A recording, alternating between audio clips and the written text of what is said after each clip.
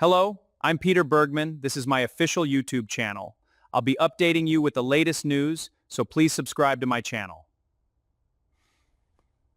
Welcome back to the channel, everyone.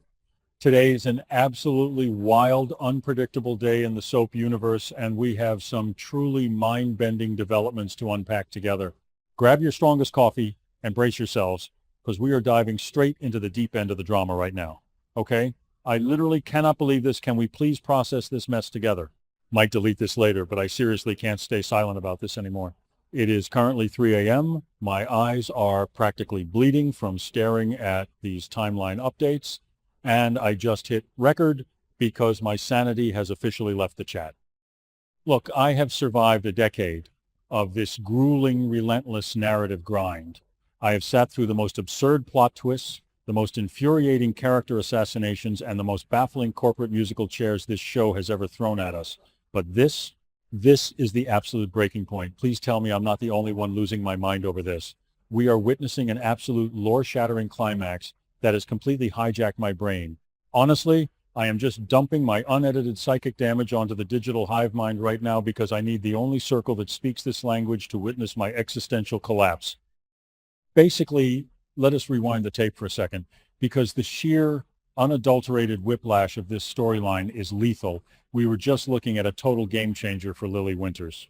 Victor Newman, the man, the myth, the absolute terror of Genoa City, actually honors his deal.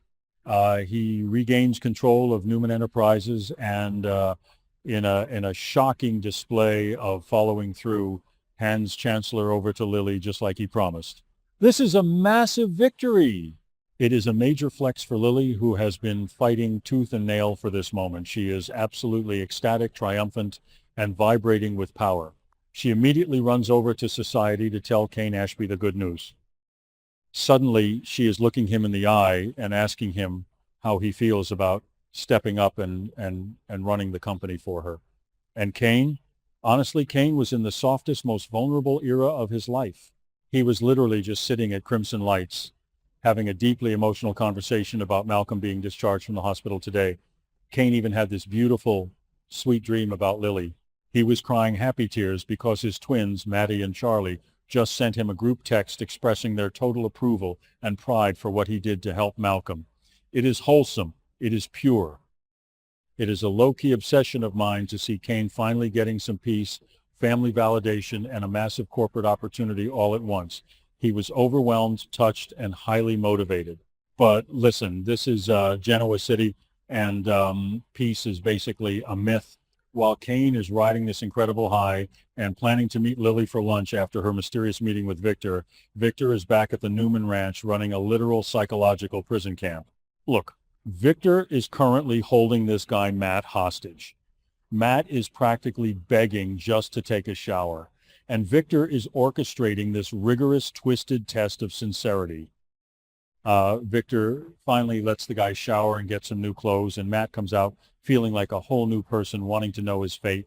But Victor coldly explains his plan to test him, flat out stating that if Matt doesn't prove his sincerity, Victor will not hesitate to completely crush him. Nick Newman is standing right there, watching his father play God, completely freaked out. Nick is complaining that giving Chancellor to Lily is going to absolutely destroy Nicky Newman, but Victor does not care. Victor is dominant, uncompromising, and operating on a frequency of pure, unchecked malice, and then it happens. The signal redlines. The vibe breaks the scale. Suddenly we get the drop that Kane Ashby attempts to kill Victor Newman and gets arrested by the police. I am screaming! What is going on? How do we go from crying over sweet text messages from the twins to full-blown attempted homicide? Honestly, I am spiraling through a chaotic feedback loop of transcendent hype and absolute narrative betrayal right now. Kane, the devoted family man, the guy who was just handed the absolute keys to the Chancellor Kingdom, decides that today is the day he is going to take out the mustache. Basically, Kane must have completely snapped. Did Victor threaten Lily during that mysterious Friday meeting? Did Victor try to pull the rug out from under the Chancellor deal at the last second and use it to destroy Kane's family? Listen, I don't know the exact psychological trigger yet, but the image of the Genoa City Police Department slapping handcuffs on Kane Ashby while Victor stands there, probably adjusting his bespoke suit and smirking, is a raw frame that packs a lethal crunch. Honestly, part of me is cheering for Kane. Victor has been destroying lives, manipulating families, and holding people hostage, literally, look at Matt, for decades. Somebody finally had the guts to cross the line and take a swing at the king. Wait, why are we like this? Am I really out here advocating for premeditated murder at 3 a.m.? No, obviously not. Murder is bad, guys. We don't condone violence. I am a peaceful person. But honestly, from a purely dramatic standpoint, this is the most insane, adrenaline-fueled pivot in years. I mean, Kane is a father. He was just talking about Malcolm's recovery, and now he's facing 20 to life in a state penitentiary. Whoa, I've really gone off chasing butterflies into another dimension. Bringing the signal back. Let's stick to the script. Let us actually deep dive into the logic behind this grind, because my brain is actively melting trying to connect point A to point B. Look, Kane's entire current storyline was supposed to be about redemption and corporate ascension.